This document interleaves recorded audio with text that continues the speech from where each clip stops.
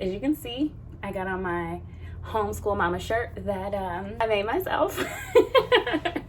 In today's video, we are going to talk about how to start homeschooling. So let's just say that you are fresh to all of this. You have no idea how to start, but you want to start and you're anxious and you're stressed like the rest of the world because we don't know what's happening right now and we're all finding out together and it's just a bit overwhelming. There's a lot going on. You want to ease your way into homeschooling. Let me tell you, you can do it. You can do it. And I am going to share some tips with you on how to start homeschooling. This video is so special because it is in collaboration with Nakia over at the Washington family. Nakia is a wife and an amazing homeschool mom.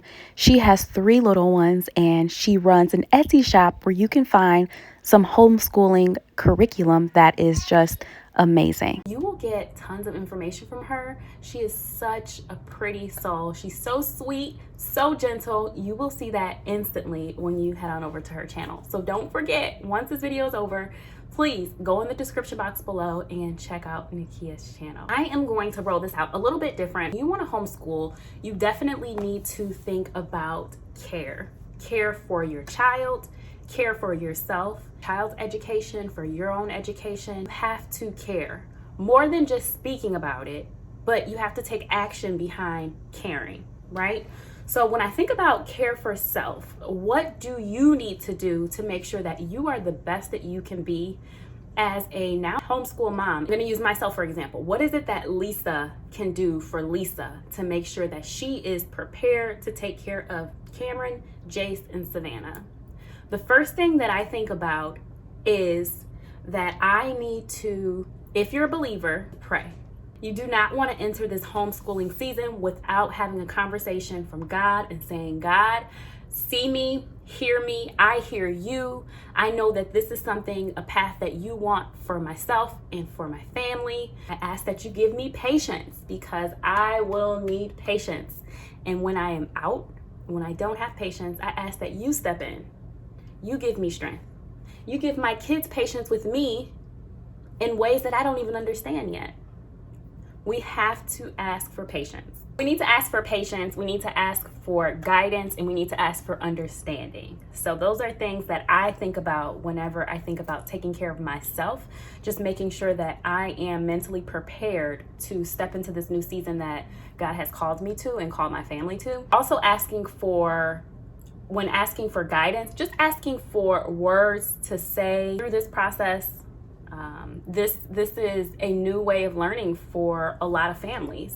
My little ones have been doing this, but Cameron is coming home from being at school for the past 10 years of his life. He's coming home, so this is a new way of learning for him. So I'm asking for the right words to say to him to make sure that I am comforting my child and I'm being there and doing my part as a parent. Do we want to pray about those things? But we also want to pray over our kids, our family. Say to do first before you start homeschooling, if you are a believer, just care for yourself. Next thing that I think about when preparing for homeschool is caring for the business aspect of homeschooling. That can mean a lot of different things. First thing is if your child is enrolled in public schooling, write a letter of withdrawal to the school. You might need to take it to the district office, reach out to your school officials and see what their process is. But you need to write a letter to withdraw your student, your child from their school. After you write the letter of withdrawal to let them know, then you look into seeing if you need to send in a letter of intent one time or every year, or maybe your state does not require it. But please don't forget to notify the school. Make sure you keep copies of whatever the letter is.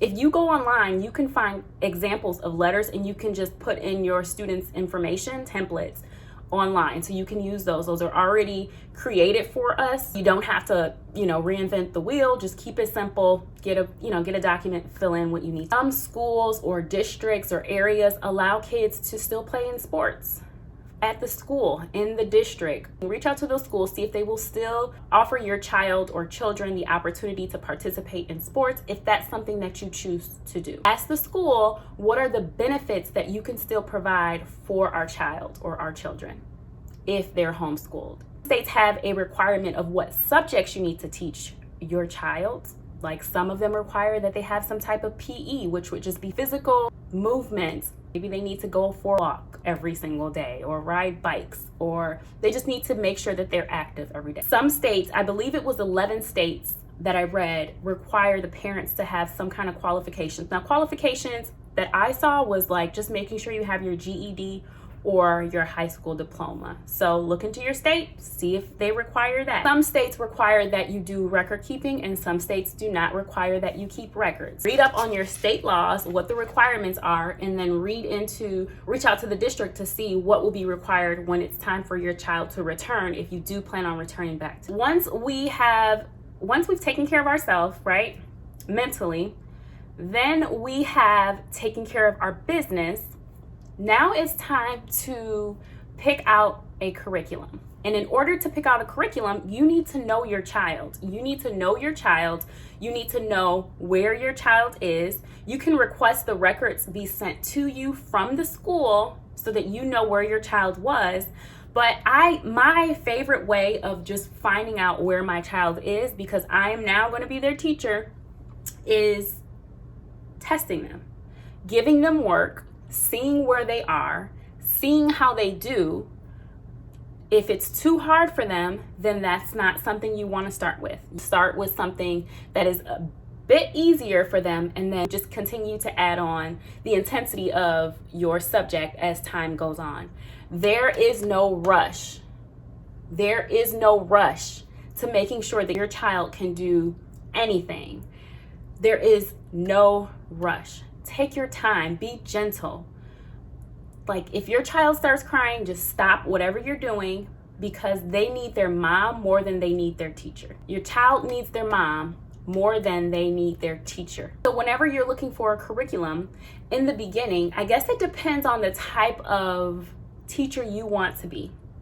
Do you want to be a teacher that is just like you have a box curriculum, because they come like this, where you have a box curriculum that they send to you, and it has everything that you need in that curriculum, and it will help you from start to finish. It will tell you what lesson you're on day 1, day 2, day 3. It'll tell you every single thing that you need to cover. It'll plan it out for you, and it will make life so much easier if that's something that you want to do. If you are just afraid and you're working on yourself, but you need to get started, you can look into places like Abeka Academy. It's literally taking school that you would do inside of a physical building and just bringing it home. And it's like you can get teachers that are there where your child will have to log on at a certain time, and they can be involved in the classroom, a virtual classroom. And then you have like The Good and the Beautiful. They also plan out your lessons as well. The Good and the Beautiful will have like lesson 1. This is everything you're going to do in lesson 1. You flip the pages through to find out what you need, and it does that for you in each of the subjects that they have. So if you want something like that, I would suggest going for it, especially if you're scared and you just don't feel comfortable. Try out something like that so that you can gain your wings and fly. And when you feel comfortable, you can scale back if that's something that you should choose.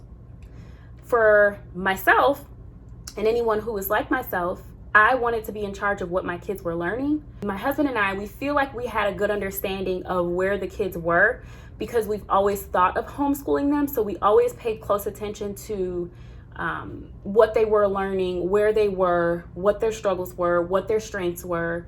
We had an advantage in that aspect of bringing Cameron home, understanding where he was, and we knew what his levels were. But there are so many different resources available for you so that you can test your child to see where they are.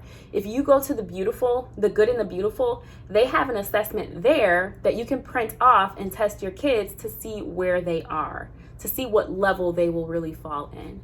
And if all else fails, you can always take them to the store and flip through some of the books to see if they know the information inside of the books. And it can kind of give you an idea of where to start. That you're not overwhelmed, maybe take it one subject at a time. Test them in one subject in a week and see how that goes. Or maybe test them in 2 subjects in a week. But don't overwhelm them and try to give them like 5 subjects at once. That is a lot on you as well as them. It is okay if you week by week add in another subject. You definitely want to find out where your child is and what their learning style is, to find out what their learning style is. There's so many different things on Pinterest that you can find, so many tools and resources on Teachers Pay Teachers to find out what your child's learning style is. And once you find out what their learning style is and what your teaching style is, then you can put those two together and full start to your homeschool. Then when thinking about starting a homeschool, remember, I think I mentioned this, to be flexible with your day, with your plan, with your year, with your schedule, all of those things, with your curriculum, with yourself. Give yourself grace, confident. Know that God chose you for this. God chose you to be their mommy. God chose you to now be their teacher. So go in confidence and know that if there's a struggle that you have, you can take it to the Lord and He will be there for you. Never forget that you are not in this alone. No matter how alone you might feel right now, you always have help. He will never leave you. Know that. And then once you have gotten your heart together and taken care of yourself, you've taken care of your business, you've taken care of their education and what their curriculum is going to look like, even if it's a simple book as simple as going to Walmart and finding a book that has some learning resources in it, use it. You can start here so that you can understand your child and know where they are and know what they need and allow them to feel good about homeschool before you dive right on into a hard curriculum and they feel like their world is over because mom is getting serious and it's starting on August 16th. On August 16th, my life is changing because I have to be homeschooled and I have to get serious. No, it does not have to be like that. It does not. Take it a day at a time. Take the pressure off. Gentle approach. A gentle approach. You might have seen these in Jace or Savannah's curriculum, but I have these for Cameron. They come in every subject you can think of. Writing, reading. Do you see this? All of these options. This can just, for us, this is just a start. This is just the beginning of the school year. We're not going to be using this the entire school year. We're going to transition into something else. But in the beginning, I want to know this is reading time. This is writing time. I have another one for math. Like, I want to be able to have these so that we can ease into it. And again, Cameron's already done the 6th grade. I even have some in there that are 5th grade and 4th grade because I used to buy these all the time for him. So we will review these until we get past them, until I feel like he's not being challenged enough. But little challenges at a time. You want to give them a little bit more and a little bit more. They will learn it. They will learn. And if they're just reviewing, that is fine too. It's fine. Are all the books that they have here for Spectrum. They have Common Core book with language arts and math. They have math. They have word problems, reading, language arts, writing, spelling. We actually have their spelling as well. Vocabulary, word study and phonics, science, geography, test practice, and test prep. Okay? So they really have a full curriculum here. You don't have to use these, but I'm just giving you an example. These are out there for you. So if you are like, okay, all right, I'm only doing reading, language arts, math, and I'm considering science. You can find one of all of them, each subject here. It does not have to be hard. And if their first paper, you just want to, what is this? Then you know where you need to work as a parent. We don't need to burst them out. We don't need to talk about them. We know that this is a challenging part. They're going to be sensitive. You're their parent. They will be sensitive. They'll try to get away with whatever they can, but they will be sensitive. So you need to acknowledge that. Okay, we're going to work on this. If we need to work on building an entire story, let's start at the first paragraph. Let's just start over again. Let's not get mad at the teachers. Let's not get mad at the school. Let's not get mad at the student. And let's not get mad at yourself. That's why they're home with you, so that you can take time to find out things like that where you can work on it with your child. I am just like, I'm all over the place. Let me get back to it, because you guys are probably mad. I can talk forever about this. I'm so passionate about it. You pick out your curriculum and you know what you're doing. Set a plan for, I would say, like the next 3 months, okay? The next 3 months, we are going to be reviewing. That's just like an initial, the next 3 months we're going to be reviewing, okay? That's what we're going to do. And we are going to go through all of the books until we get through all of the lessons. And I'm going to take notes, and I'm going to stop when I need to, and I'm going to pick up when I need to, and I will redo things when we need to. We will work as a team because we are a team. That's our educational plan. And you review everything, and then you figure out the next 3 months. Another thing that you want to figure out is, how many weeks of school do you want to do? Do you want to do 36? I think that's the standard, 34, 36 weeks of school. Is that what you want to do? When are your breaks going to be? When are you going to take a break? Are you going to do holiday breaks? Are you going to school 5 days a week or 4 days a week? I've seen some people do that as well. If you school 4 days a week, does that mean you have longer days? Do you want to start at a certain time, or do you just want to naturally rise?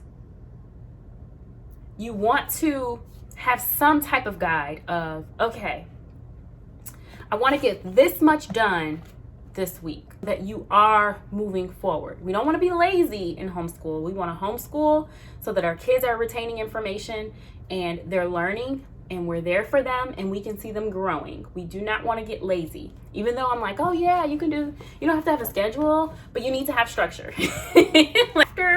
Let's review. After you care for yourself, care for your business, care for their education, right? Selecting their curriculum. And you want to create your space because you know what you're doing now. Know the subjects that you're focusing on. Stay focused on those subjects, even though somebody else know that they are always going to be doing something else over here. You got to stay focused right here because you have a plan. So when you go into the store and you start to buy stuff, does it fit in your plan for what you have? Create an atmosphere that surrounds your plans, not someone else's, not mine, your plans. If you hear someone talking about unit studies, because I hear unit studies all the time and I'm like, oh, I want to learn about that. I don't know what is happening to me that I want to learn about space right now. Like, what? I've never cared about space. I'm not even kidding you, never cared. Now I'm like, oh, I want to learn about space. Let's talk about the planets. Down the road, maybe. But I decided that we were studying animals. So I spent my coins on books about animals. That is what we're doing. Okay? So I need to plan that out, get through those lessons, and then maybe we'll go into space and anatomy, because that's what I want to do, anatomy so bad. We'll get there. But right now, we're here with it. We are here with the animals. Self-grace and give those babies grace. I love you guys so much. Please don't forget to head on over to Nakia's channel and check out her video with her tips on how to start a homeschool. Care for yourself. Care for your business. Care for your child's education. I love you so much. Take care and have a beautiful, beautiful day. Bye.